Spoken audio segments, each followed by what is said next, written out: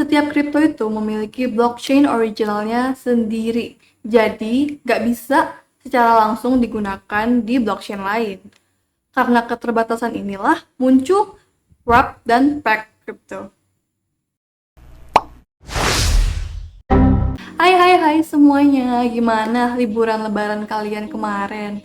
Aku harap semuanya have fun ya, karena sekarang kita udah balik ke kelas kripto, belajar bareng bersama aku, Feby Metasari. Pada kelas kali ini kita akan mempelajari tentang wrap dan peg crypto. Soalnya lagi heboh banget nih kasus USD, yaitu stablecoin-nya Luna yang akhirnya mengalami depeg.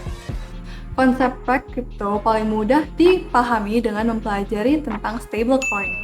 Kata peg itu sendiri artinya nilainya itu terikat dengan value aset lain.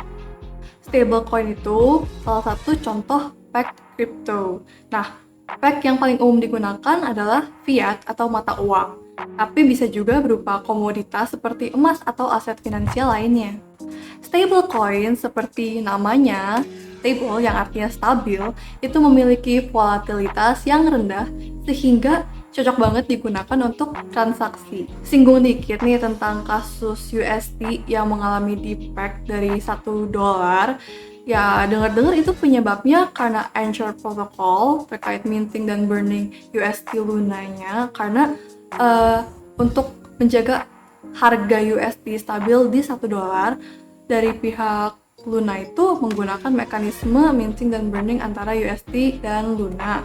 Dan kalau nggak salah, reserve-nya atau collateral buat ngejaga harga USD ini untuk sebagai jaminan itu tim Luna itu menggunakan Bitcoin. Jadi akhirnya dampaknya itu ke pair Luna USD dan Bitcoin juga kena.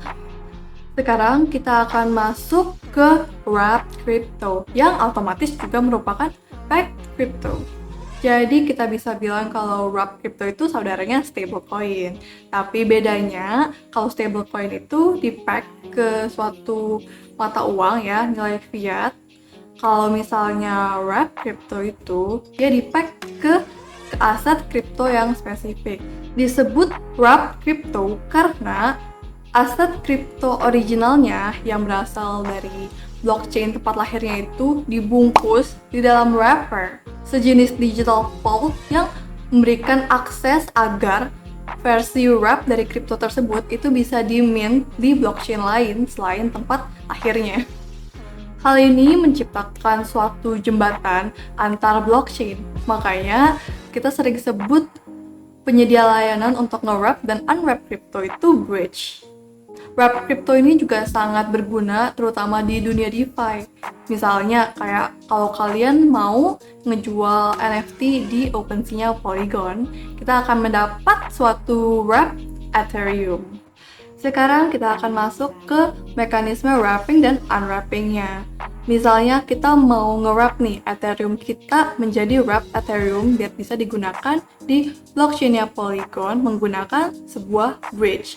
Maka Ethereum kita akan disimpan oleh pihak custodian. Kemudian dia juga akan nge-mint wrap Ethereum ke wallet kita. Nah, saat kita mau nge-unwrap, maka wrap Ethereum ini akan di-burn dan Ethereum kita akan dikembalikan.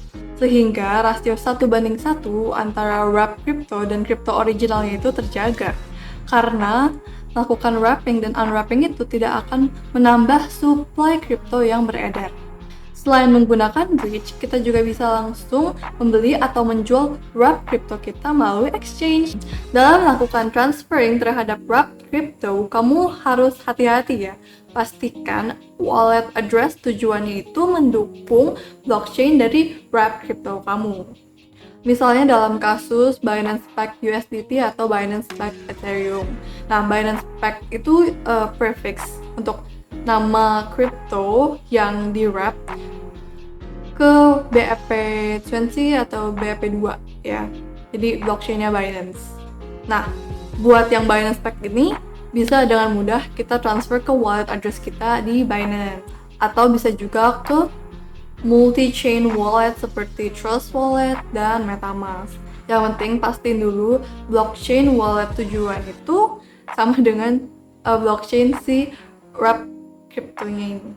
Sekedar fun fact, mentransaksikan Ethereum yang sudah di wrap ya ke blockchainnya Binance, entah itu BEP2 atau BEP20, kita bisa lakukan transaksinya dengan gas fee yang lebih murah daripada kita langsung melakukannya di blockchainnya Ethereum. Pokoknya sebelum kalian mau transfer wrap crypto kalian, pastikan kalian udah googling juga dan pastikan blockchain wallet address itu emang mendukung wrap crypto kalian.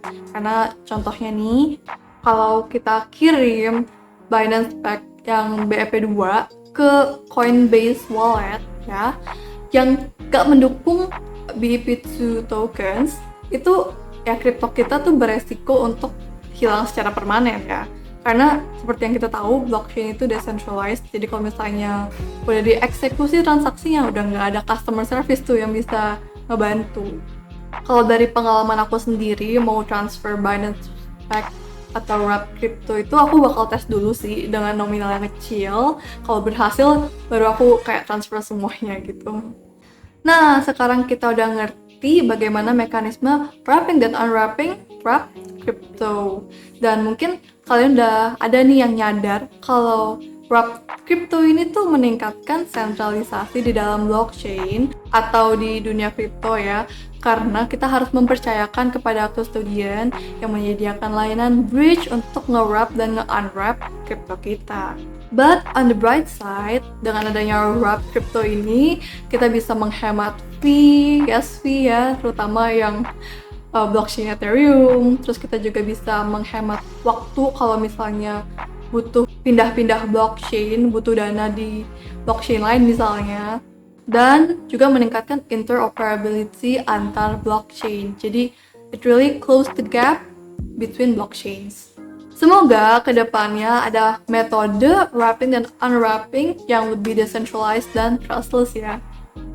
Jadi kita sudah selesai membahas tentang Pack Crypto, Stablecoin, dan Wrap Crypto. Sekarang waktunya kuis untuk memastikan apakah kalian benar-benar paham mengenai ketiga hal tersebut. Pertanyaannya adalah, kita tahu bahwa Wrap Crypto itu merupakan Pack Crypto. Tapi apakah Stablecoin yang merupakan Pack Crypto juga merupakan Wrap Crypto? Tulis jawaban kamu di kolom komentar ya, beserta alasannya. Kalian bisa langsung do your own research melalui referensi yang aku taruh di deskripsi. And that is it. If you like it, then like it. If you want more, then subscribe. And bye-bye!